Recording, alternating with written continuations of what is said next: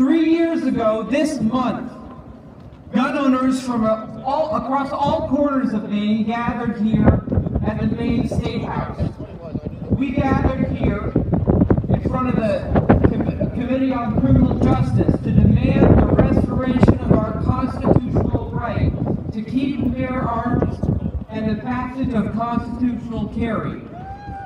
If you were here in Augusta that day, or if you called or emailed your legislators, or if you were a part of that fight for constitutional carry in any way, raise your hand, raise your flag, raise your signs, and make some noise. There are a lot of people here who helped make that happen.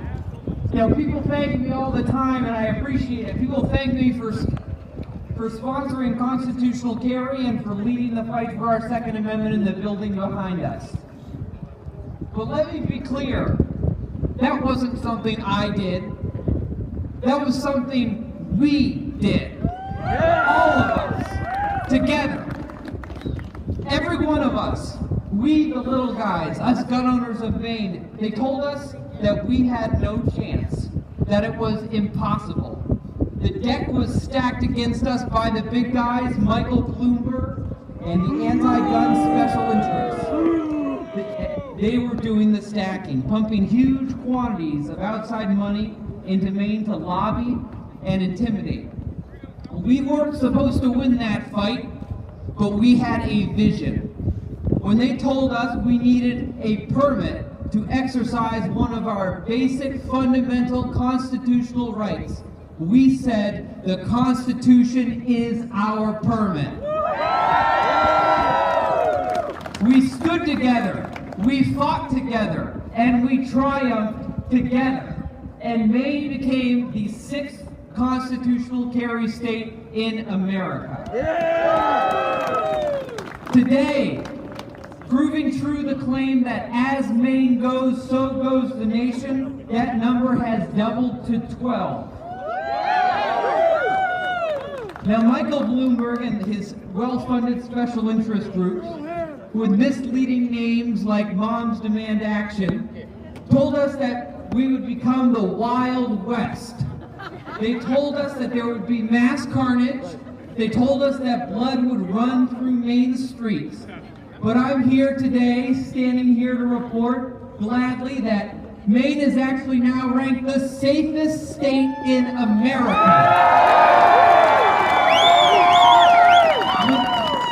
The safest state in America with the #1 lowest violent crime rate nationwide. Safe to say their predictions did not come true. We won a huge victory, and that cannot be understated. But if we thought we could rest on our laurels, then we thought wrong. Because it was only a year later that Michael Bloomberg reared his head in Maine again, with millions of dollars in hand, pushing a gun control referendum that would have criminalized law-abiding Maine gun owners and set up the infrastructure for a statewide gun registry. Again, they told us it was impossible to defeat this. $7 million flowing into Maine to rob us of our rights. Nearly 7 times more than we were able to raise to defend those rights. But here in Maine, we don't take too kindly to rich outsiders telling us how to live.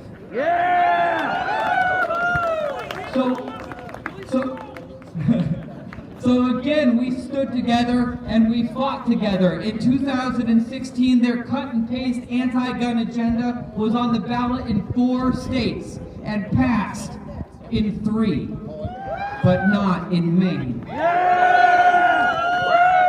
Because against all the odds, we stood together, we fought together, and we triumphed together again.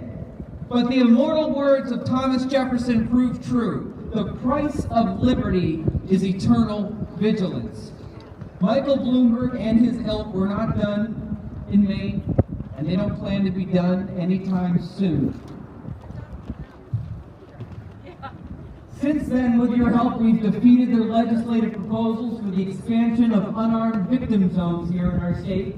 Unarmed victim zones where 92% of all mass shootings across the country take place.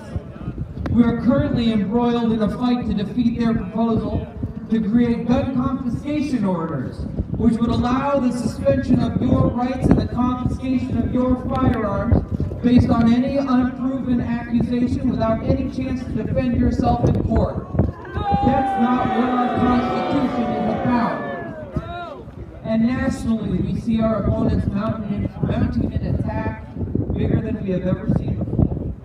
They have grown bold and arrogant, laying their agenda bare for all to see, calling for the complete repeal of the Second Amendment and the abolishment of the individual right to keep and bear arms.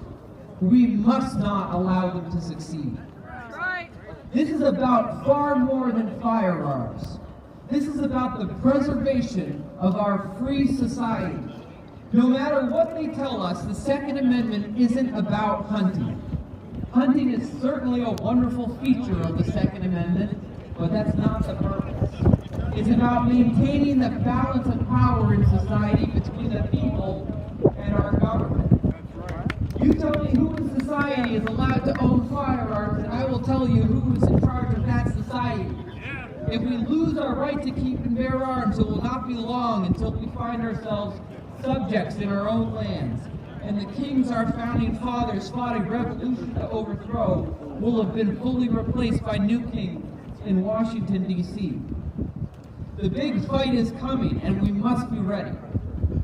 Just before signing his name to the Declaration of Independence, Benjamin Franklin reportedly said, "We must indeed all hang together, for most assuredly we shall all hang separately." We, us little guys, us gun owners of Maine, have triumphed time and again against all the odds because of our ability to stand and fight together. This November, we are charging into the heart of Washington, D.C. And if we stand and fight together, there is no force that can withstand us. I'm running to represent all of us in the United States Senate as an unapologetic defender of our Constitution and our Second Amendment. I'm running against the man Michael Bloomberg personally handpicked and financed to rule over us, Angus King. Angus King, who has not only called for banning common firearm accessories, but who has voted to surrender our Second Amendment to the United Nations through the Small Arms Treaty, which would have led to a national firearm registry. And to Michael Bloomberg and his anti-gun puppets like Angus King, we all have this to say: if they want to make this November's election a referendum on the Second Amendment, let them try.